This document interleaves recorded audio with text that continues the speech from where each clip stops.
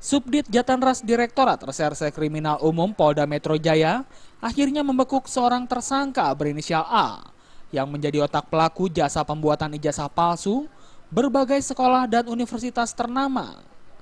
Bisnis pemalsuan ijazah yang digunakan tersangka sangat mirip seperti yang dikeluarkan Dikti dan pihak kampus dan sekolah. Pasalnya, ada hologram kampus dan tulisan timbul khas ijazah.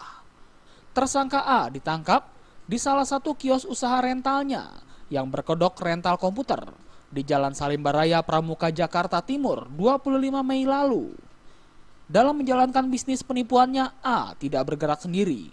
Pelaku juga bekerja sama dengan beberapa calo yang memang beroperasi untuk melayani para pemburu ijazah palsu.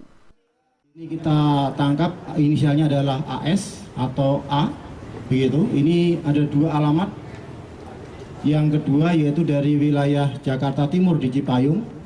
Kita lakukan penangkapan yang mana hasil keterangan ada beberapa perantara yang mana sekarang masih DPO, yaitu ada D, A, F, itu semuanya masih DPO.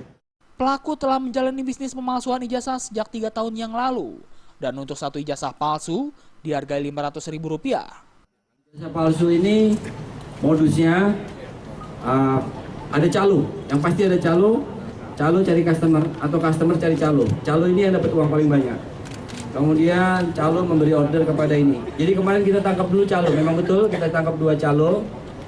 Sebelumnya rekan-rekan sudah mendengar. Tapi pelaku utama belum tertangkap sehingga dia tidak bisa dijungtokan kepada pasal. Kita terkendala kepada pembuktian, kita lepaskan. Nah, sekarang tersangka utama sudah kita dapat, nanti calo kita akan tangkap lagi. Jadi nanti barang bukti yang berhasil diamankan diantaranya puluhan ijazah berbagai sekolah dan universitas palsu, komputer, printer, dan scanner. Atas perbuatannya tersangka terancam hukuman 5 tahun penjara. Dari Jakarta, Zikri Amin melaporkan.